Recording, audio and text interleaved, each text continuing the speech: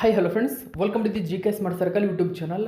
ಈಗ ನಾವು ಸೆಪ್ಟೆಂಬರ್ 3, 2025ನೇ ಸಾಲಿನ ಪ್ರಮುಖ ಪ್ರಚಲಿತ ಘಟನೆಗಳನ್ನು ಕುರಿತು ಚರ್ಚೆ ಮಾಡೋಣ. ನಿಮಗೆಲ್ಲ ಗೊತ್ತಿರಲಿ, ಪ್ರತಿದಿನ ನಾನು ಕನ್ನಡದ ಪ್ರಜಾವಾಣಿ ಸೇರಿದಂತೆ ಕನ್ನಡದ ಇತರ ಎಲ್ಲ ನ್ಯೂಸ್ ಪೇಪರ್ಗಳು, ಇಂಗ್ಲೀಷ್ನ ದಿ ಹಿಂದೂ ಮತ್ತು ಇಂಗ್ಲೀಷ್ನ ಇತರ ಎಲ್ಲ ನ್ಯೂಸ್ ಪೇಪರ್ಗಳ ಜೊತೆಗೆ ಕೇಂದ್ರ ಸರ್ಕಾರ ಪ್ರತಿದಿನ ಅಪ್ಡೇಟ್ ಮಾಡತಕ್ಕಂಥ PIB ನ್ಯೂಸ್ ಪೇಪರ್ಗಳ ಪ್ರಮುಖ ಪ್ರಚಲಿತ ಘಟನೆಗಳನ್ನು ನಿಮ್ಮ ಮುಂದೆ ತರ್ತಾ ಇರ್ತೀನಿ. ಹಾಗಾದರೆ ಇವತ್ತಿನ ಕ್ವಶ್ಚನ್ ನಂಬರ್ 1 ಏನಿದೆ ಅಂತ ನೋಡೋಣ ಬನ್ನಿ. ಗಮನಿಸಿ. 1ನೇ ಕ್ವಶನ್, ಇತ್ತೀಚೆಗೆ ಕೈಗೊಂಡ ಆಪರೇಷನ್ ಮಿಲಾಫ್ ಕಾರ್ಯಾಚರಣೆಯು ಕೆಳಗಿನ ಯಾವ ಉದ್ದೇಶವನ್ನು ಹೊಂದಿದೆ? ಸರಿಯಾಗಿರತಕ್ಕಂಥ ಉತ್ತರ ಆಪ್ಷನ್ ನಂಬರ್ 1. ಗಮನಿಸಬಹುದು, ಕಾಣೆಯಾದ ಅಥವಾ ಅಪಹರಿಸಲಾದ ಮಕ್ಕಳ ರಕ್ಷಣೆಗಾಗಿ ಇತ್ತೀಚೆಗೆ ಆಪರೇಷನ್ ಮಿಲಾಫ್ ಕಾರ್ಯಾಚರಣೆಯನ್ನು ಕೈಗೊಳ್ಳಲಾಗಿತ್ತು.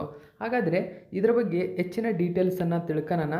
ಯಾಕಂದರೆ ಪ್ರಜಾವಾಣಿ ನ್ಯೂಸ್ ಪೇಪರಲ್ಲಿ ಈ ಒಂದು ಮಾಹಿತಿಯನ್ನು ಕೊಟ್ಟಿದ್ದರು. ನೋಡಿ, ಕಾಣೆಯಾದಂತಹ 48 ಮಕ್ಕಳು, 130 ವಯಸ್ಕರು ಪತ್ತೆ ಮಾಡಲಾಗಿದೆ. ಸೊ ಯಾವುದರ ಮೂಲಕ? ಆಪರೇಷನ್ ಮಿಲಾಫ್ ಕಾರ್ಯಾಚರಣೆಯ ಮೂಲಕ. ನೋಡಿ, ಆಪರೇಷನ್ ಮಿಲಾಫ್ ಎಂಬುದು ಮರಳಿ ಮನೆಗೆ ಎಂಬ ಅರ್ಥವನ್ನು ಕೊಡುತ್ತೆ. ಸೊ ಮುಖ್ಯವಾಗಿ 48 ಮಕ್ಕಳು, 130 ವಯಸ್ಕರನ್ನು ಈ ಕಾರ್ಯಾಚರಣೆಯ ಮೂಲಕ ತಮ್ಮ ತಮ್ಮ ಮನೆಗಳಿಗೆ ಸೇರಿಸಲಾಗಿದೆ. ಇದರ ಬಗ್ಗೆ ಹೆಚ್ಚಿನ ಡೀಟೇಲ್ಸನ್ನು ನಾವು ನೋಡೋಣ. ನೋಡಿ, ದೆಹಲಿಯಲ್ಲಿ ಕಾಣೆಯಾಗಿದ್ದ 48 ಮಕ್ಕಳು, 130 ಜನರು ಆಪರೇಷನ್ ಮಿಲಾಫ್ ಕಾರ್ಯಾಚರಣೆಯ ಮೂಲಕ ಮರಳಿ ಕುಟುಂಬವನ್ನು ಸೇರಿದ್ದಾರೆ. ನೋಡಿ, ಆಪರೇಷನ್ ಮಿಲಾಫ್ ಕಾರ್ಯಾಚರಣೆಯಲ್ಲಿ ಅಂದರೆ ಆಗಸ್ಟ್ 1ರಿಂದ 31ರವರೆಗೆ ಕಾಣೆಯಾದ ಅಥವಾ ಅಪಹರಿಸಲಾಗಿದೆ ಎನ್ನಲಾದ 48 ಮಕ್ಕಳು ಹಾಗೂ 82 ವಯಸ್ಕರನ್ನು ತಮ್ಮ ಮರಳಿ ಕುಟುಂಬಕ್ಕೆ ಸೇರಿಸಲಾಗಿದೆ ಎಂದು ಪೊಲೀಸರು ತಿಳಿಸಿದ್ದಾರೆ. ಗಮನಿಸಬಹುದು ನೀವು, ಇದನ್ನು ಆಗಸ್ಟ್ 1ರಿಂದ 31ರವರೆಗೆ ಕೈಗೊಳ್ಳಲಾಗಿತ್ತು. ಆಪರೇಷನ್ ಮಿಲಾಫ್ ಕಾರ್ಯಾಚರಣೆ ಯಾವುದಕ್ಕೆ ಸಂಬಂಧಪಟ್ಟಿದೆ ಅಂತ ಕೇಳ್ತಾರೆ. ಇದು ನಿಮಗೆ ನೆನಪಿರಲಿ, ಇಂಪಾರ್ಟೆಂಟ್ ಆಗುತ್ತೆ. ನೆಕ್ಸ್ಟ್ ನಾವು 2ನೇ ಕ್ವಶನ್ ಏನಿದೆ ಅಂತ ನೋಡೋಣ ಬನ್ನಿ. ಗಮನಿಸಬಹುದು, ಇತ್ತೀಚೆಗೆ ಕೆಳಗಿನ ಯಾವ ಬ್ಯಾಂಕ್, ನೋಡಿ ಕೆಳಗಿನ ಯಾವ ಬ್ಯಾಂಕ್ ಭಾರತದ ಮೊಟ್ಟ ಮೊದಲ EMI ಆಧಾರಿತ credit card, so Bharat pay ಅಂತ ಕರಿತೀವಿ. ನೋಡಿ, EMI ಆಧಾರಿತ ಕ್ರೆಡಿಟ್ ಕಾರ್ಡ್. ಸೊ ನೋಡಿ, ಗಮನಿಸಬಹುದು, first Indian EMI based credit card ಯಾವುದು ಅಂತ ಕೇಳಿದ್ರೆ ಭಾರತ್ ಪೇ. ಈ ಭಾರತ್ ಪೇನ ರುಪೇ ನೆಟ್ವರ್ಕ್ನಲ್ಲಿ ಬಿಡುಗಡೆ ಮಾಡಿತ್ತು. ಸೊ ಯಾವ ಒಂದು ಬ್ಯಾಂಕ್ನೊಂದಿಗೆ ಅಂದರೆ ಯೂನಿಟಿ ಬ್ಯಾಂಕ್. ನೋಡಿ, ಭಾರತದಲ್ಲಿ ಸ್ಥಾಪನೆಯಾಗಿರುವ ಯೂನಿಟಿ ಬ್ಯಾಂಕ್ ಏನಿದೆ, ಈ ಬ್ಯಾಂಕ್ನ ಸಹಕಾರದೊಂದಿಗೆ ಸೊ ಮುಖ್ಯವಾಗಿ ರುಪೇ ನೆಟ್ವರ್ಕ್ನಲ್ಲಿ ಭಾರತ್ ಪೇಯನ್ನು ಬಿಡುಗಡೆ ಮಾಡಲಾಗಿದೆ. ಭಾರತ್ ಪೇ ಎಂಬುದು ಫಸ್ಟ್, ನೋಡಿ, Indian first EMI based credit card. So ಇದು ನೆನಪಿಡಬೇಕು ನಿಮಗೆ. ಗಮನಿಸಬಹುದು, ದಿ ಹಿಂದೂ ಪೇಪರ್ನಲ್ಲಿ ಮಾಹಿತಿಯನ್ನು ಕೊಟ್ಟಿದ್ದರು. India's first EMI based credit card launched. Okay, so what is now in unity bank? So Bharat pays ಅಂತ ಕರೀತಾರೆ. ಇದರ ಬಗ್ಗೆ ನಾವು ಡೀಟೇಲ್ಸನ್ನು ತಿಳ್ಕೊಳ್ಳೋಣ ಏನಿದೆ ನ್ಯೂಸ್ ಪೇಪರಲ್ಲಿ ಅಂತ. ನೋಡಿ, ಭಾರತ್ ಪೇ ಯೂನಿಟಿ ಬ್ಯಾಂಕ್ ಭಾರತದ ಮೊದಲ EMI ಆಧಾರಿತ ರುಪೇ ಕ್ರೆಡಿಟ್ ಕಾರ್ಡನ್ನು ಪ್ರಾರಂಭಿಸುತ್ತದೆ. ಯೂನಿಟಿ ಸ್ಮಾಲ್ ಫೈನಾನ್ಸ್ ಬ್ಯಾಂಕ್ ಅಂದರೆ ಯೂನಿಟಿ ಬ್ಯಾಂಕ್ ಮತ್ತು ಭಾರತ್ ಪೇ ಜಂಟಿಯಾಗಿ ಕ್ರೆಡಿಟ್ ಕಾರ್ಡನ್ನು ಬಿಡುಗಡೆ ಮಾಡಿದ್ದು, ಇದು ಗ್ರಾಹಕರಿಗೆ ಪೂರ್ಣ ಪಾವತಿಯನ್ನು ಮಾಡುವ ಅಥವಾ ತಮ್ಮ ಖರ್ಚುಗಳನ್ನು ಸಮಾನ ಮಾಸಿಕ ಕಂತುಗಳಲ್ಲಿ ಅಂದರೆ, ಸೊ ನೋಡಿ ಗಮನಿಸಬಹುದು, EMI ಅಂದರೆ ಸೊ ಈಕ್ವೇಟೆಡ್ ಮಂತ್ಲಿ ಇನ್ಸ್ಟಾಲ್ಮೆಂಟ್ಸ್ ಅಂತ ಕರೀತಾರೆ. ಇದನ್ನು ಪರಿವರ್ತಿಸುವ ಆಯ್ಕೆಯನ್ನು ನೀಡುತ್ತದೆ. ಸೊ ನೋಡಿ, ಗಮನಿಸಬಹುದು, EMIನ ಫುಲ್ ಫಾರ್ಮ್ ಏನು ಅಂತ ಕೇಳಬಹುದು ನಿಮಗೆ. ಓಕೆ, ಇದು ಕೂಡ ನೆನಪಿರಲಿ.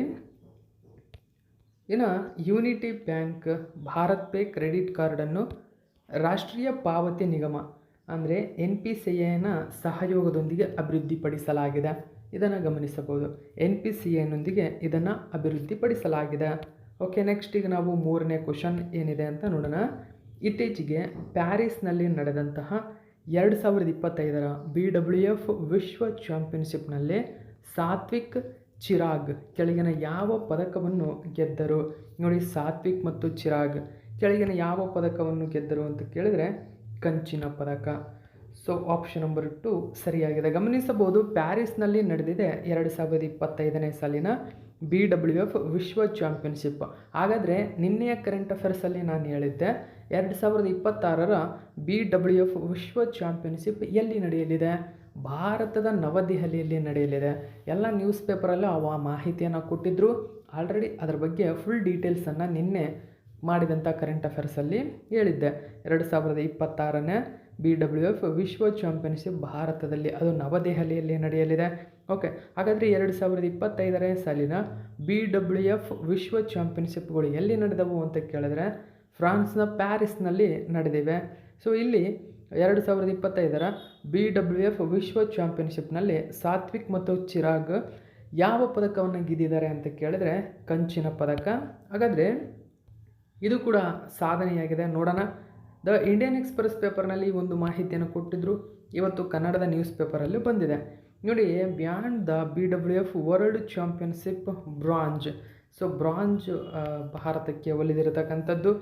ಸಾತ್ವಿಕ್ ಮತ್ತು ಚಿರಾಗ್ ಏನಿದ್ದಾರೆ, so open up on a trump hamlet. So ಇಲ್ಲಿ ಬ್ರಾಂಜ್ ಮೆಡಲನ್ನು ಇವರಿಬ್ಬರು ಪಡೆದುಕೊಂಡಿದ್ದಾರೆ. ಇದರ ಬಗ್ಗೆ ಹೆಚ್ಚಿನ ಡೀಟೇಲ್ಸನ್ನು ನಾವು ತಿಳ್ಕೊಳ್ಳೋಣ ನ್ಯೂಸ್ ಪೇಪರಲ್ಲಿ ಏನಿದೆ ಅಂತ ನೋಡಿ. ಟೋಕಿಯೋದಲ್ಲಿ ಬೆಳ್ಳಿ ಪದಕ ಪಡೆದಂತಹ ಸಾತ್ವಿಕ್ ಸಾಯಿರಾಜ್ ರಾಂಕಿರೆಡ್ಡಿ ಮತ್ತು ಚಿರಾಗ್ ಶೆಟ್ಟಿ ಪ್ಯಾರಿಸ್ನಲ್ಲಿ ನಡೆದಂತಹ BWF ವಿಶ್ವ ಚಾಂಪಿಯನ್ಶಿಪ್ 2025ರಲ್ಲಿ ಕಂಚಿನ ಪದಕವನ್ನು ಗೆದ್ದರು. ವಿಶ್ವ ಚಾಂಪಿಯನ್ಶಿಪ್ನಲ್ಲಿ 2 ಪದಕಗಳನ್ನು ಗೆದ್ದ ಮೊದಲ ಭಾರತೀಯ ಡಬಲ್ಸ್ ಜೋಡಿ ಎಂಬ ಹೆಗ್ಗಳಿಕೆಗೆ ಇದೀಗ ಸಾತ್ವಿಕ್ ಮತ್ತು ಚಿರಾಗ್ ಪಾತ್ರವಾಗಿದ್ದಾರೆ ನೋಡಿ. ವಿಶ್ವ ಚಾಂಪಿಯನ್ಶಿಪ್ನಲ್ಲಿ 2 ಪದಕಗಳನ್ನು ಗೆದ್ದ ಮೊದಲ ಭಾರತೀಯ ಡಬಲ್ಸ್ ಜೋಡಿ ಯಾರು ಅಂತ ಕೇಳಿದ್ರೆ ಸಾತ್ವಿಕ್ ಮತ್ತು ಚಿರಾಗ್.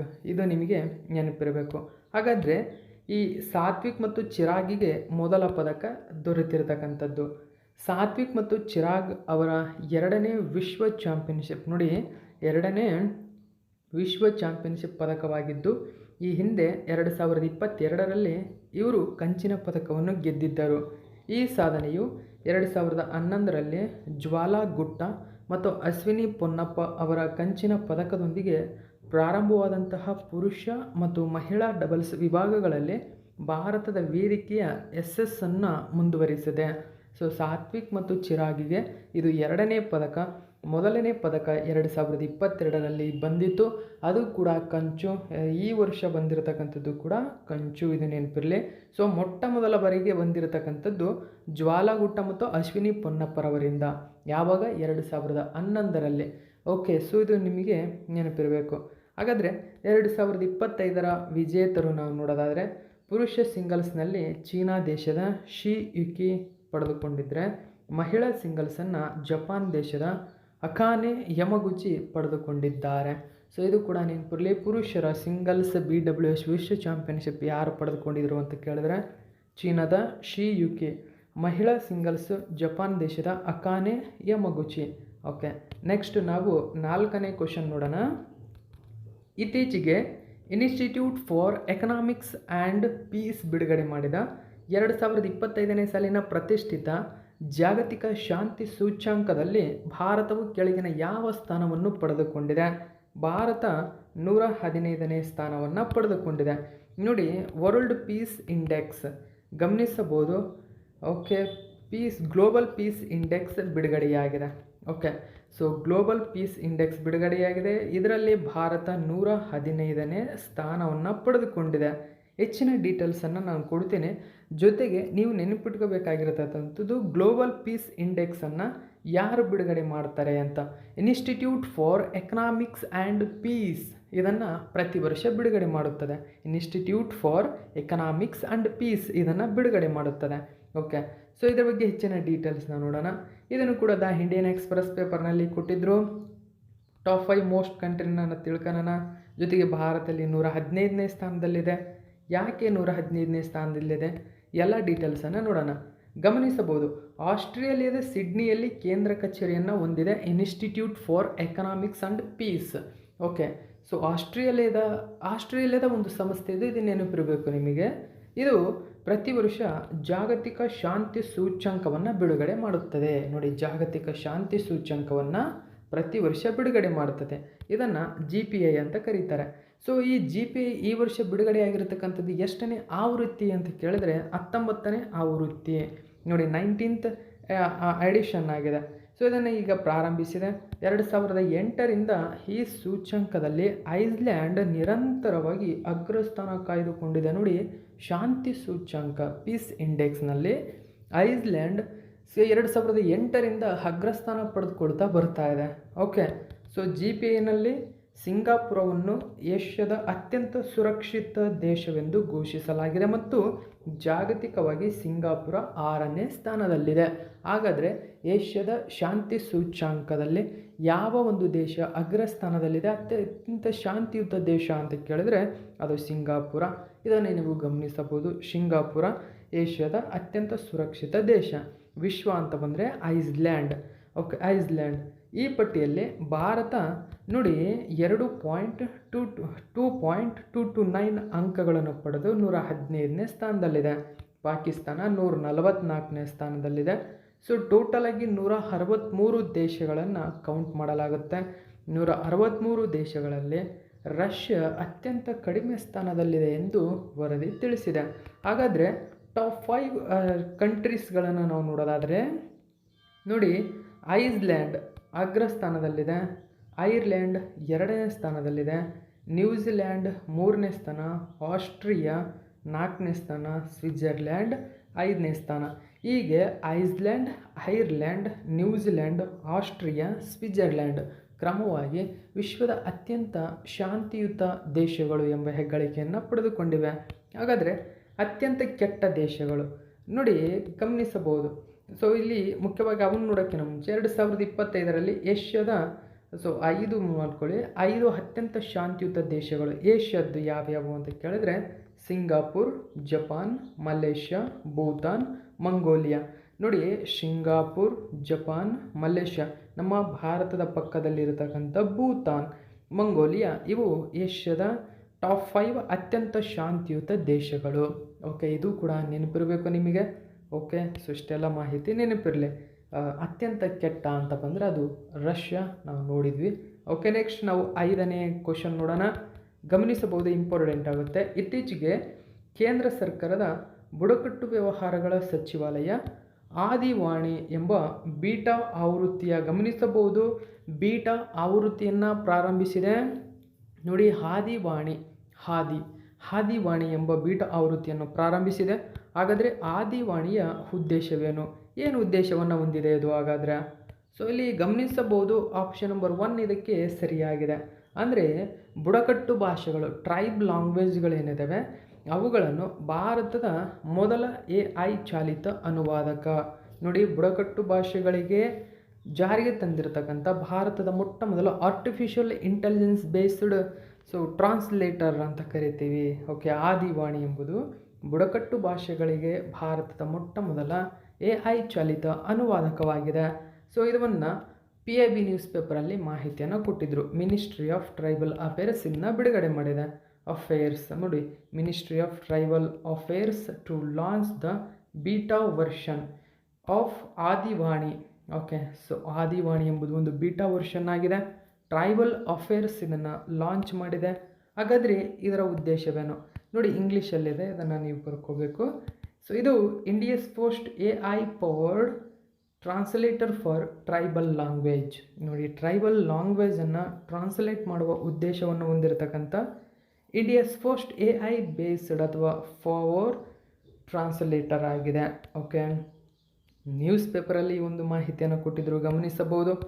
ಆದಿವಾಣಿ, ಓಕೆ, ಇದು ಬೀಟಾ ಆವೃತ್ತಿಯದ್ದಾಗಿದೆ. AI ಚಾಲಿತ ಅನುವಾದಕವಾಗಿದೆ. ಇದು ಬುಡಕಟ್ಟು ಜನಾಂಗದವರ ಸಬಲೀಕರಣವನ್ನು ಮುನ್ನಡೆಸಲು ಮತ್ತು ದೇಶದ ಶ್ರೀಮಂತ ಭಾಷಾ ವೈವಿಧ್ಯವನ್ನು ಕಾಪಾಡಲು ಉದ್ದೇಶವನ್ನು ಹೊಂದಿದೆ.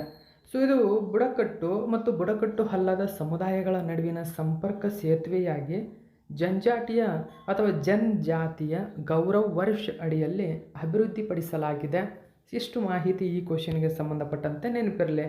ನೆಕ್ಸ್ಟ್ 6ನೇ ಕ್ವಶನ್ ನೋಡಿ, ಚೀನಾ ಮತ್ತು ಪಾಕಿಸ್ತಾನದ ಗಡಿಗಳಲ್ಲಿ ತ್ವರಿತ ದಾಳಿ ಸಾಮರ್ಥ್ಯಗಳನ್ನು ಬಲಪಡಿಸಲು ಭಾರತೀಯ ಸೇನೆಯು ಕೆಳಗಿನ ಯಾವ ಹೆಸರಿನ ಕಮಾಂಡೋ ಬೆಟಾಲಿಯನ್ನನ್ನು ಹೊಸದಾಗಿ ರಚನೆ ಮಾಡಿದೆ? ನೋಡಿ, ಮೋಸ್ಟ್ ಇಂಪಾರ್ಟೆಂಟ್ ಆಗುತ್ತೆ. ಇದರ ಹೆಸರು Bhairava commando battalion. Bhairava commando battalion ಭಾರತದಲ್ಲಿ ಹೊಸದಾಗಿ ಪರಿಚಯಿಸಲಾದ ಒಂದು ಬೆಟಾಲಿಯನ್ ಆಗಿದೆ. ಹಾಗಾದರೆ ಈ ಭೈರವ ಕಮಾಂಡೋ ಬೆಟಾಲಿಯನ್ ಉದ್ದೇಶವೇನು? ಚೀನಾ ಮತ್ತು ಪಾಕಿಸ್ತಾನದ ಗಡಿಯಲ್ಲಿ ತ್ವರಿತ ದಾಳಿ ಸಾಮರ್ಥ್ಯ. ತ್ವರಿತ ದಾಳಿ ಅಂತಂದರೆ ಕ್ವಿಕ್ ಸ್ಟ್ರೈಕ್ ಕೆಪಬಿಲಿಟೀಸ್ ಅಂತ ಕರೀತಾರೆ. ತ್ವರಿತ ದಾಳಿ ಸಾಮರ್ಥ್ಯ ಅಥವಾ ಕ್ವಿಕ್ ಸ್ಟ್ರೈಕ್ ಕೆಪಬಿಲಿಟೀಸ್ ಒಂದು ಬಲಪಡಿಸಲು ಭಾರತೀಯ ಸೇನೆ ಈ ಹೊಸ ಕಮಾಂಡೋ ಪಡೆಯನ್ನು ರಚನೆ ಮಾಡಿದೆ. ನೋಡಿ, ಇದು ಇಂಪಾರ್ಟೆಂಟ್ ಆಗುತ್ತೆ. ಹೆಚ್ಚಿನ ಡೀಟೇಲ್ಸ್ ನಾವು ನೋಡೋಣ. ನೋಡಿ, army begins raising new Bhairav commando units. So Bhairav commando, ಈಗ ಭಾರತದಲ್ಲಿ ಹೊಸ ಭೈರವ ಕಮಾಂಡೋಗಳು ಅಸ್ತಿತ್ವಕ್ಕೆ ಬಂದಿದ್ದಾರೆ. ಸೊ ಈ ಯೂನಿಟ್ಸನ್ನು ಜಾರಿಗೆ ತಂದಿದೆ ಫಾರ್, ನೋಡಿ, swift strikes on China Pakistan fronts. Okay, China ಮತ್ತು ಪಾಕಿಸ್ತಾನದ ಒಂದು ಫ್ರಾಂಟ್ಸ್ಗಳೇನಿದ್ದಾವೆ ಗಡಿಗಳು, ಅಲ್ಲಿ ಇವುಗಳನ್ನು ಒಂದು ಸ್ಟ್ರೈಕ್ಗಾಗಿ ಸ್ವಿಫ್ಟ್ ಮಾಡ್ತಾ ಇದ್ದಾರೆ. ಹಾಗಾದರೆ ಇದರ ಬಗ್ಗೆ ಇನ್ನೂ ಹೆಚ್ಚಿನ ಡೀಟೇಲ್ಸನ್ನು ನಾವು ತಿಳ್ಕೊಳ್ಳೋಣ. ಓಕೆ, ಸೊ ಇಂಡಿಯನ್ ಆರ್ಮಿ ಇದರ ತಂದಿದೆ. ಸೊ ಇದೊಂದು ತ್ವರಿತ ದಾಳಿ ಸಾಮರ್ಥ್ಯ ಅಥವಾ ರ್ಯಾಪಿಡ್ ಸ್ಟ್ರೈಕ್ ಕೆಪಬಿಲಿಟಿ ಹೆಚ್ಚಿಸಲು ಭಾರತೀಯ ಸೇನೆ ಈ ಭೈರವ್ ಕಮಾಂಡೋವನ್ನು ಜಾರಿಗೆ ತಂದಿದೆ. ಸೊ ಭೈರವ್ ಇವು ಲೈಟ್ ಕಮಾಂಡೋಗಳಾಗಿದ್ದಾರೆ. ನೋಡಿ, ಈ ಭೈರವ್ ಬೆಟಾಲಿಯನ್ಗಳು ಹೊಸದಾಗಿ ನಿರ್ಮಿಸಲಾದ ಲಘು ಕಮಾಂಡೋ ಘಟಕಗಳಾಗಿದ್ದು ತಲಾ ಸುಮಾರು 250 ಸೈನಿಕರನ್ನು ಹೊಂದಿದ್ದು ಅಸ್ತಿತ್ವದಲ್ಲಿರುವ ಪದಾತಿ ದಳಗಳಿಂದ ಇವರನ್ನು ಆಯ್ಕೆ ಮಾಡಲಾಗಿದೆ. ಈ ಬೆಟಾಲಿಯನ್ಗಳು ನಿರ್ಣಾಯಕ ಗಡಿಗಳಲ್ಲಿ ತ್ವರಿತ ದಾಳಿ ಸಾಮರ್ಥ್ಯಗಳನ್ನು ಹೆಚ್ಚಿಸುವ ಮತ್ತು ಹೆಚ್ಚು ಅಪಾಯಕಾರಿ ಕಾರ್ಯಾಚರಣೆಗಳಿಗಾಗಿ ಪ್ಯಾರಾ ವಿಶೇಷ ಪಡೆಗಳನ್ನು ಬಿಡುಗಡೆ ಮಾಡುವ ಗುರಿಯನ್ನು ಹೊಂದಿವೆ. ಓಕೆ, ನೆಕ್ಸ್ಟ್ ನಾವು 7ನೇ ಕ್ವಶನ್ ನೋಡೋಣ. ಸೊ ಇಂಪಾರ್ಟೆಂಟ್ ಆಗುತ್ತೆ ಈ ಕ್ವಶನ್, ಗಮನಿಸಬಹುದು. ಭಾರತದ ಮೊಟ್ಟ ಮೊದಲ ಬಹುಪಥ ಮುಕ್ತ ಹರಿವು MLFF ಅಂತ ಕರೀತಾರೆ. ನೋಡಿ, India's first multi lane free flow. Okay, multi lane free flow ಇದೊಂದು ಟೂಲಿಂಗ್ ವ್ಯವಸ್ಥೆಯಾಗಿದೆ. ಓಕೆ, ಟೂಲಿಂಗ್ ವ್ಯವಸ್ಥೆಯನ್ನು ಎಲ್ಲಿ ಜಾರಿಗೆ ತರಲಾಯಿತು? ಇದರ ಬಗ್ಗೆ ಡೀಟೇಲ್ಸನ್ನು ಕೊಡ್ತೀನಿ. ಮೊದಲು ಇದಕ್ಕೆ ಆನ್ಸರ್ ನೋಡಿ. ಆನ್ಸರ್ ಗುಜರಾತ್ನ ಚೋರಿಯಾಸಿ ಫೀ ಪ್ಲಾಜಾ ಎಂಬತಕ್ಕಂಥ ಸ್ಥಳದಲ್ಲಿ ಮಾಡಲಾಗಿದೆ. ನೋಡಿ, ಟೂಲಿಂಗ್ ವ್ಯವಸ್ಥೆ ಏನಿದೆ, ವಾಹನದ ದಟ್ಟಣೆಯನ್ನು ಕಡಿಮೆ ಮಾಡುವ ಉದ್ದೇಶದಿಂದಾಗಿ ಮಲ್ಟಿ ಲೇನ್ ಫ್ರೀ ಫ್ಲೋ ಇದಾಗಿದೆ. MLFF ಅಂತ ಕರೀತಾರೆ. ಅಂದರೆ ಅಧಿಕ ಟೋಲ್ಗಳನ್ನು ಜಾರಿಗೆ ತಂದಿರತಕ್ಕಂಥ ಮಲ್ಟಿಪಥ ಅಂತ ಕರೀತಾರೆ. ಮಲ್ಟಿಪಥ ಅಂದರೆ 2ಕ್ಕಿಂತ ಹೆಚ್ಚು ಅಥವಾ 3, 4, 5, 10 ತನಕ ಇರುತ್ತವೆ. ಹೀಗೆ ಮಲ್ಟಿಪಥ ಅಥವಾ ಬಹುಪಥ ಅಥವಾ ಮಲ್ಟಿ ಲೇನ್ ಫ್ರೀ ಫ್ಲೋ ಅಂದರೆ ಹರಿಯುವುದು ಅಂದರೆ ವಾಹನಗಳ ಸಂಚಾರ ಅಥವಾ ಉಚಿತ ಸಂಚಾರ ಮಾಡುವುದಕ್ಕೆ ಈ ಟೂಲಿಂಗ್ ವ್ಯವಸ್ಥೆಯನ್ನು ಜಾರಿಗೆ ತಂದಿದೆ. ಸೊ ಈಗ ಭಾರತದಲ್ಲೇ ಮೊಟ್ಟ ಮೊದಲ ಬಾರಿಗೆ ಅಥವಾ ಇಂಡಿಯಾಸ್ ಫಸ್ಟ್ ಬಹುಪಥ ಮುಕ್ತ ಹರಿವು ಅಥವಾ multi lane free flow tolling ಸಿಸ್ಟಮನ್ನು ಎಲ್ಲಿ ಜಾರಿಗೆ ತರಲಾಯಿತು ಇತ್ತೀಚೆಗೆ ಅಂತ ಕೇಳಿದ್ರೆ ಅದು ಗುಜರಾತ್ನ ಚುರಿಯಾಸಿ ಫೀ ಪ್ಲಾಜಾದಲ್ಲಿ ನೆನಪಿರಲಿ. ಓಕೆ, ಸೊ ನೋಡಿ, NHAI. Okay, NHAI launches India's first multi lane free flow MLFF tooling system in Gujarat.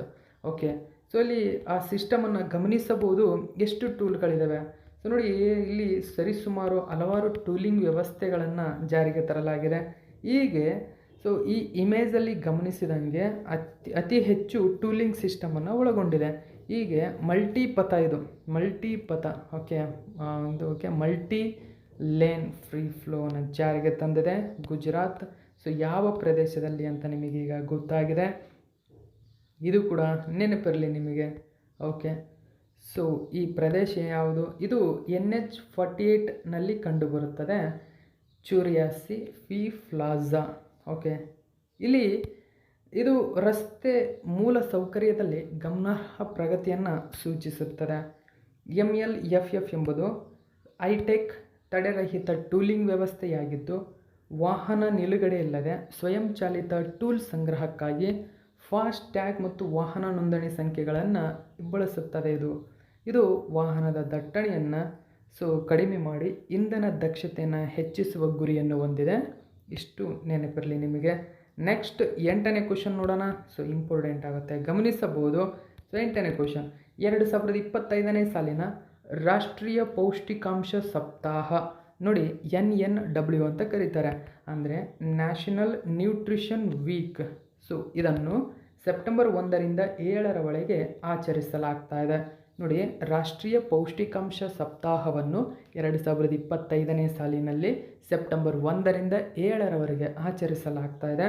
ಹಾಗಾದರೆ 2025ನೇ ಸಾಲಿನ ನೋಡಿ ರಾಷ್ಟ್ರೀಯ ಪೌಷ್ಟಿಕಾಂಶ ಸಪ್ತಾಹ NNWನ ಥೀಮ್ ಏನು ಅಥವಾ ವಿಷಯವೇನು ಅಂತ ಕೇಳ್ತಾರೆ. ಸೊ ಇದಕ್ಕೆ ಸರಿಯಾಗಿರತಕ್ಕಂಥ ಉತ್ತರ ನಾವು ನೋಡೋಣ. Eat right for a better life. ನೋಡಿ, eat right for a better life ಎಂಬುದು ಈ ವರ್ಷದ NNWನ ಥೀಮ್ ಆಗಿದೆ. ಓಕೆ, ಸೊ ಇಷ್ಟು ಮಾಹಿತಿ ನೆನಪಿರಲಿ. ಈ ಮೇಲೆ ಕೊಟ್ಟಿರ್ತಕ್ಕಂಥ ಕ್ವಶನ್ನಲ್ಲೇ ಎಲ್ಲ ಮಾಹಿತಿಯನ್ನು ನಾನು ಕೊಟ್ಟಿರ್ತೀನಿ. National nutrition week, so theme ಏನು ಅಂತ ನೋಡಿದರೆ ನೋಡಿ, eat right for a better life ಎಂಬುದು ಈ ವರ್ಷದ ಥೀಮ್ ಆಗಿತ್ತು. ಇದನ್ನು ನೀವು ನೆನಪಿಟ್ಕೋಬೇಕು, ಇಂಪಾರ್ಟೆಂಟ್ ಆಗುತ್ತೆ. ಸೊ ಓಕೆ, ಡೀಟೇಲ್ಸನ್ನು ಗಮನಿಸಬಹುದು. ನ್ಯೂಸ್ ಪೇಪರಲ್ಲಿ ಮಾಹಿತಿಯನ್ನು ಕೊಟ್ಟಿದ್ದೀನಿ. ಅಂದರೆ ನೋಡಿ, ಉತ್ತಮ ಜೀವನಕ್ಕಾಗಿ ಸರಿಯಾಗಿ ತಿನ್ನಿರಿ. ಸರಿಯಾಗಿ ತಿನ್ನಿ ಅಂತ ಅಂದರೆ ಸೊ ಇಂತಿಷ್ಟೇ ಪ್ರಮಾಣದಷ್ಟು ಪೌಷ್ಟಿಕಾಂಶ ಇರಬೇಕು, ಅಂದರೆ ನ್ಯೂಟ್ರಿಷನ್ಗಳಿರಬೇಕು. ನಾವು ತಿನ್ನುವಂಥ ಆಹಾರದಲ್ಲಿ ನ್ಯೂಟ್ರಿಷನ್ ಇರಬೇಕು. ಸೊ ಆ ನ್ಯೂಟ್ರಿಷನ್ಗೆ ನಾವು ಸರಿಯಾಗಿ ತಿನ್ನಿರಿ ಅಂತ ಹೇಳ್ತಾರೆ. ಸೊ ಏನೇನೆಲ್ಲ ತಿನ್ನೋದು ಬಿಟ್ಟು ಸರಿಯಾಗಿ ತಿನ್ನಿ ಅಂತ ಅಂದರೆ ಸೊ ನಮ್ಮ ಉತ್ತಮ ಜೀವನಕ್ಕಾಗಿ ರೈಟ್ ಈಟ್ ಎಂಬುದು ಇದರ ಪ್ರಮುಖ ಘೋಷಣೆಯಾಗಿತ್ತು. ಇದರ ಮೇಲೆ ಕೇಂದ್ರೀಕರಿಸುತ್ತದೆ. ಅಂದರೆ ಇದು ಏನು ಮಾಡುತ್ತೆ, ಸಮತೋಲಿತ ಆಹಾರ, ನಮ್ಮ ಉತ್ತಮ ಜೀವನಕ್ಕಾಗಿ ಸಮತೋಲನದ ದೇಹದ ಒಂದು ಸೌಂದರ್ಯಕ್ಕಾಗಿ ನಾವು ಆಹಾರವನ್ನು ಆಯ್ಕೆ ಮಾಡುವುದು ತುಂಬ ಇಂಪಾರ್ಟೆಂಟ್ ಆಗುತ್ತೆ. ಜೊತೆಗೆ ಜಾಗರೂಕ ಆಹಾರ, ಪೌಷ್ಟಿಕತೆ ಮತ್ತು ಜೀವನ ಶೈಲಿಗೆ ಸಂಬಂಧಿಸಿದ ಕಾಯಿಲೆಗಳನ್ನು ತಡೆಗಟ್ಟುವ ಮಹತ್ವವನ್ನು ಪೌಷ್ಟಿಕಾಂಶ ಸಪ್ತಾಹ ನಮಗೆ ತಿಳಿಸುತ್ತದೆ. ಜೊತೆಗೆ ಆರೋಗ್ಯ ಮತ್ತು ಕುಟುಂಬ ಕಲ್ಯಾಣ ಸಚಿವಾಲಯ, ಮಹಿಳಾ ಮತ್ತು ಮಕ್ಕಳ ಅಭಿವೃದ್ಧಿ ಸಚಿವಾಲಯವು ಆಯೋಜಿಸಿರುವ ಈ ಅಭಿಯಾನವು ಜನರಿಗೆ, ವಿಶೇಷವಾಗಿ ಯುವ ವಿದ್ಯಾರ್ಥಿಗಳಿಗೆ ಸಮತೋಲಿತ ಆಹಾರ, ಉತ್ತಮ ಪೌಷ್ಟಿಕಾಂಶದ ಅಭ್ಯಾಸಗಳ ಮೌಲ್ಯದ ಬಗ್ಗೆ ಶಿಕ್ಷಣ ನೀಡುವ ಗುರಿಯನ್ನು ಹೊಂದಿದೆ. ದೇಶಾದ್ಯಂತ ಶಾಲೆಗಳು ಹಲವಾರು ಸಂವಾದಾತ್ಮಕ ಮತ್ತು ಸೃಜನಶೀಲ ಚಟುವಟಿಕೆಗಳೊಂದಿಗೆ ಈ ಸಪ್ತಾಹವನ್ನು ಆಚರಿಸುತ್ತವೆ ಎಂಬುದು ನೆನಪಿರಬೇಕು. ಪೋಷಣ್ ಅಭಿಯಾನ, ICDS ಅಂದರೆ ಸಮಗ್ರ ಶಿಶು ಅಭಿವೃದ್ಧಿ ಸೇವೆಗಳು, ಮಧ್ಯಾಹ್ನದ ಊಟ ಕಾರ್ಯಕ್ರಮಗಳು, ಬಿಸಿಯೂಟ ಯೋಜನೆ ಇವೆಲ್ಲವೂ ಕೂಡ ಪೌಷ್ಟಿಕಾಂಶ ಸಪ್ತಾಹಕ್ಕೆ ಸಂಬಂಧಿಸಿದ ಪ್ರಮುಖ ಯೋಜನೆಗಳಾಗಿವೆ. ಸೊ ಇಷ್ಟು ಮಾಹಿತಿ ಇದರ ಬಗ್ಗೆ ನೆನಪಿರಲಿ. ನೆಕ್ಸ್ಟ್ 9ನೇ ಕ್ವಶನ್ ನೋಡಿ. ಸೊ 2025ನೇ ಸಾಲಿನ ಪ್ರತಿಷ್ಠಿತ 25ನೇ ಆವೃತ್ತಿಯ ಶಾಂಘೈ ಸಹಕಾರ ಸಂಸ್ಥೆ ಶೃಂಗಸಭೆ ಅಥವಾ ಶಾಂಘೈ ಶೃಂಗಸಭೆ ಅಥವಾ SCO ಶೃಂಗಸಭೆ ಕೆಳಗಿನ ಯಾವ ಸ್ಥಳದಲ್ಲಿ ನಡೆಯಿತು? ಸರಿಯಾದಂಥ ಉತ್ತರ ಚೀನಾದಲ್ಲಿ ನಡೆದಿದೆ. ಆದರೆ ಚೀನಾದಲ್ಲಿ ಯಾವ ಸ್ಥಳ ಅಂತ ಕೇಳಿದರೆ ಟಿಯಾನ್ಜಿನ್, ಇದು ನೆನಪಿರಬೇಕು. ಚೀನಾ ದೇಶದ ಟಿಯಾನ್ಜಿನ್ ಎಂಬತಕ್ಕಂಥ ಸ್ಥಳದಲ್ಲಿ ಶಾಂಘೈ ಸಹಕಾರ ಸಂಸ್ಥೆಯ ಶೃಂಗಸಭೆ ಇತ್ತೀಚೆಗೆ ಮುಕ್ತಾಯಗೊಳ್ಳಿತು. ಈ ಒಂದು ಮಾಹಿತಿ ಎಲ್ಲ ನ್ಯೂಸ್ ಪೇಪರಲ್ಲಿ ಬಂದಿತ್ತು ನೋಡಿ. ಟ್ರಂಪ್ ವಿರುದ್ಧ 3 ನಾಯಕರ ಒಗ್ಗಟ್ಟಿನ ಟ್ರಂಪ್ ಕಾರ್ಡ್ ಇಲ್ಲಿ ಬಿಡುಗಡೆಯಾಗಿದೆ. 1 ದೊಡ್ಡಣ್ಣ ವರ್ಸಸ್ 3 ದೊಡ್ಡಣ್ಣಗಳಲ್ಲಿ ಸೇರ್ಪಡೆಗೊಳಿಸಿದ್ದಾರೆ. ಸೊ ಇಲ್ಲಿ ಮುಖ್ಯವಾಗಿ ಮೋದಿ, ಕ್ಷಿ ಜಿನ್ಪಿಂಗ್ ಮತ್ತು ವ್ಲಾಡಿಮಿರ್ ಪುಟಿನ್ ಇವರು ಮೂವರು ಸ್ನೇಹಪ್ರದ ಮಾತುಕತೆಯನ್ನು ನಡೆಸಿದ್ದಾರೆ. ಹಲವಾರು ಮಾತುಕತೆಗಳು ಇಲ್ಲಿ ನಡೆದಿರತಕ್ಕಂಥದ್ದು. ಇದರ ಬಗ್ಗೆ ಫುಲ್ ಡೀಟೇಲ್ಸನ್ನು ಮುಂದಿನ ನಾನು ಕರೆಂಟ್ ಅಫೇರ್ಸಲ್ಲಿ ತರ್ತೀನಿ. ಓಕೆನು, ಯಾಕಂದರೆ ಇನ್ನೂ ಮಾಹಿತಿ ಇದರ ಬಗ್ಗೆ ಸಂಪೂರ್ಣವಾಗಿ ಬಿಡುಗಡೆಯಾಗಿಲ್ಲ. ಸೊ ಡೀಟೇಲ್ಸನ್ನು ಗಮನಿಸಬಹುದು. ಆಗಸ್ಟ್ 31ರಿಂದ ಸೆಪ್ಟೆಂಬರ್ 1ರವರೆಗೆ ಚೀನಾ ದೇಶದ ಟಿಯಾನ್ಜಿನ್ನಲ್ಲಿ ನಡೆಯಿತು. ಸೊ ಅಲ್ಲಿ ಮುಖ್ಯವಾಗಿ ಗಮನಿಸಬಹುದು, ಟಿಯಾನ್ಜಿನ್ನಲ್ಲಿ ನಡೆದಿದೆ. ಇಲ್ಲಿ ಭದ್ರತೆ, ಜಾಗತಿಕ ಆಡಳಿತ, ಆರ್ಥಿಕ ಸಹಕಾರ, ಸುಸ್ಥಿರ ಅಭಿವೃದ್ಧಿಯ ಮೇಲೆ ಕೇಂದ್ರೀಕರಿಸಿದ ಚರ್ಚೆಗಳೊಂದಿಗೆ ನಮ್ಮ ಭಾರತ ಇಲ್ಲಿ ಭದ್ರತೆ, ಸಂಪರ್ಕ ಮತ್ತು ಅವಕಾಶ ಎಂಬ 3 ಸ್ತಂಭಗಳು. ಸೊ ಈ 3 ಸ್ತಂಭಗಳ ಅಡಿಯಲ್ಲಿ SCO ಕುರಿತು ಭಾರತದ ದೃಷ್ಟಿಕೋನವು ಪ್ರಧಾನಿ ಮೋದಿ ಇಲ್ಲಿ ಎತ್ತಿ ತೋರಿಸಿದ್ದಾರೆ. ಸೊ ಇದನ್ನು ಗಮನಿಸಬೇಕು. ಜೊತೆಗೆ ಸದಸ್ಯ ರಾಷ್ಟ್ರಗಳಲ್ಲಿ ಸಾಂಸ್ಕೃತಿಕ ವಿನಿಮಯ ಮತ್ತು ತಿಳುವಳಿಕೆಯನ್ನು ಉತ್ತೇಜಿಸಲು ಸೊ SCO ಅಡಿಯಲ್ಲಿ ವೇದಿಕೆಯನ್ನು ಸ್ಥಾಪಿಸುವ ಪ್ರಧಾನಿ ಮೋದಿಯವರ ಪ್ರಸ್ತಾವನೆ ಇಲ್ಲಿ ಗಮನ ಸೆಳೆಯಿತು. ನೆಕ್ಸ್ಟ್ ಇವತ್ತಿನ ಪ್ರಶ್ನೆಗಳು ನಿಮಗಾಗಿ. ಪ್ರತಿಯೊಬ್ಬರು ಈ ಪ್ರಶ್ನೆಗಳಿಗೆ ಆನ್ಸರ್ ಮಾಡಿ. ನೋಡಿ, ನಿನ್ನೆಯ ಪ್ರಶ್ನೆಗೆ ಸುಮಾರು ಜನ ಆಪ್ಷನ್ ನಂಬರ್ 2ಗೆ ತಪ್ಪು ಆನ್ಸರ್ ಕೊಟ್ಟಿದ್ದಾರೆ. ಅಂದರೆ ಭಾರತದಲ್ಲಿ ಅತಿ ಹೆಚ್ಚು GST ಸಂಗ್ರಹಿಸಿದ ರಾಜ್ಯ ಯಾವುದು ಅಂತ ಕೇಳಿದ್ದೆ ಆಗಸ್ಟ್ ತಿಂಗಳಲ್ಲಿ. ಎಲ್ಲರೂ ಕರ್ನಾಟಕ ಅಂತ ಹಾಕಿದ್ದಾರೆ. ಕರ್ನಾಟಕ ತಪ್ಪು, ಅದಕ್ಕೆ ಮಹಾರಾಷ್ಟ್ರ ಸರಿಯಾಗಿರ್ತಕ್ಕಂಥ ಉತ್ತರ. ಮಹಾರಾಷ್ಟ್ರ ದೇಶದಲ್ಲಿ ಸತತವಾಗಿ ಅತಿ ಹೆಚ್ಚು GST ಸಂಗ್ರಹಿಸುವ ಒಂದು ರಾಜ್ಯವಾಗಿ ಹೊರಹೊಮ್ಮಿದೆ. 2ನೇ ಸ್ಥಾನದಲ್ಲಿ ನಮ್ಮ ಕರ್ನಾಟಕ ಇದೆ, 3ನೇ ಸ್ಥಾನದಲ್ಲಿ ತಮಿಳುನಾಡು ಇದೆ. ಆದರೆ ಎಲ್ಲರೂ ಕೂಡ ಕರ್ನಾಟಕ ಅಂತ ಮೆನ್ಷನ್ ಮಾಡಿದ್ದಾರೆ. ಅಂದರೆ ಸರಿಯಾಗಿ ವಿಡಿಯೋವನ್ನು ನೋಡ್ತಾ ಇಲ್ಲ, ಜೊತೆಗೆ ಅರ್ಥ ಮಾಡ್ಕೊಳ್ತಿಲ್ಲ. ಅಂದರೆ ನೀವು ಮೇನ್ ಹೆಡ್ಲೈನ್ಸ್ ಮಾತ್ರವಲ್ಲ, ಅದರ ವಿವರಣೆ ಕೂಡ ತುಂಬಾ ಇಂಪಾರ್ಟೆಂಟ್ ಆಗುತ್ತೆ ನಿಮಗೆ ಎಕ್ಸಾಮ್ಗೆ. ಆಲ್ಮೋಸ್ಟ್ ನಿಮಗೆ ಎಕ್ಸಾಮಲ್ಲಿ ಕೇಳ್ತಕ್ಕಂಥದ್ದು ವಿವರಣೆ ಸಹಿತ ಕ್ವಶನ್ಗಳಾಗಿರ್ತವೆ. ಸೊ ಮೇನ್ ಕ್ವಶನ್ ಕೇಳಲ್ಲ, ಅದರ ಒಳ ಅರ್ಥವನ್ನು ಕೇಳ್ತಾ ಇರ್ತಾರೆ. ನೆನಪಿರಬೇಕು, ಯಾಕಂದರೆ ಸೊ ನೋಡಿ, ಇಂದಿನ ವಿಡಿಯೋಗಳಲ್ಲೆಲ್ಲ ಅದೇ ರೀತಿ ಮಾಹಿತಿ ಇದೆ. ಅಂದರೆ ದೇಶದಲ್ಲಿ ಅತಿ ಹೆಚ್ಚು GST ಸಂಗ್ರಹಿಸುವ ರಾಜ್ಯ ಯಾವುದು ಅಂತ ಕೇಳಿದರೆ ಅದು ಮಹಾರಾಷ್ಟ್ರ ಸರಿಯಾಗಿರ್ತಕ್ಕಂಥ ಉತ್ತರ. ಎಲ್ಲರೂ ಕೂಡ ಅಲ್ಲಿ ತಪ್ಪು ಆನ್ಸರನ್ನು ಕೊಟ್ಟಿದ್ದಾರೆ. ಸೊ ಆ ಕಾರಣಕ್ಕಾಗಿ ಸೊ ಇವತ್ತಿನ ಪ್ರಶ್ನೆಗಳಿಗೆ ಪ್ರತಿಯೊಬ್ಬರು ಸರಿಯಾದ ಆನ್ಸರನ್ನು ಮಾಡಿ. ಒಂದನೇ ಕ್ವಶನ್ ನೋಡಿ, ಭೈರವ್ ಬೆಟಾಲಿಯನ್ಗಳು ಹೊಸದಾಗಿ ನಿರ್ಮಿಸಲಾದ ಯಾವ ರೀತಿಯ ಕಮಾಂಡೋ ಪಡೆಯಾಗಿದೆ? ಸೊ ಯಾವ ರೀತಿಯ ಕಮಾಂಡೋ ಪಡೆ ಇದು? ಅಂದರೆ ಲಘು ಕಮಾಂಡೋ ಪಡೆನ ಅಥವಾ ದೀರ್ಘ ಆವೃತ್ತಿಯ ಒಂದು ಕಮಾಂಡೋ ಪಡೆಯನ್ನು? ಸೊ ಇದನ್ನು ನೀವು ತಿಳಿಸ್ಬೇಕು, ಜೊತೆಗೆ ಹೆಚ್ಚಿನ ಮಾಹಿತಿ ಇದೆ. ಸೊ ಭೈರವ್ ಬೆಟಾಲಿಯನ್ಗಳು ಯಾವ ರೀತಿಯ ಕಮಾಂಡೋ ಪಡೆಯಾಗಿದೆ ತಿಳಿಸಿ. ಎರಡನೇದಾಗಿ ನೋಡಿ, ಪ್ಯಾರಿಸ್ನಲ್ಲಿ ನಡೆದ 2025ರ BWF ವಿಶ್ವ ಚಾಂಪಿಯನ್ಶಿಪ್ನಲ್ಲಿ ಪುರುಷ ಸಿಂಗಲ್ಸ್ ಪ್ರಶಸ್ತಿಯನ್ನು ಯಾರು ಪಡೆದುಕೊಂಡಿದ್ದಾರೆ? ಸೊ ಇದಕ್ಕೆ ಪ್ರತಿಯೊಬ್ಬರು ಆನ್ಸರ್ ಮಾಡ್ತೀರಾ ಅಂದ್ಕೊಂಡಿದ್ದೀನಿ. ಸೊ ಆನ್ಸರ್ ಮಾಡಿ. ಇದೇ ಇವತ್ತಿನ ಪ್ರಮುಖ ಪ್ರಚಲಿತ ಘಟನೆ. ಇದೇ ತರಹದ ಮಾಹಿತಿಯೊಂದಿಗೆ ಮತ್ತೆ ನಿಮ್ಮನ್ನು ಭೇಟಿ ಆಗ್ತೀನಿ. Thank you so much for watching my video friends.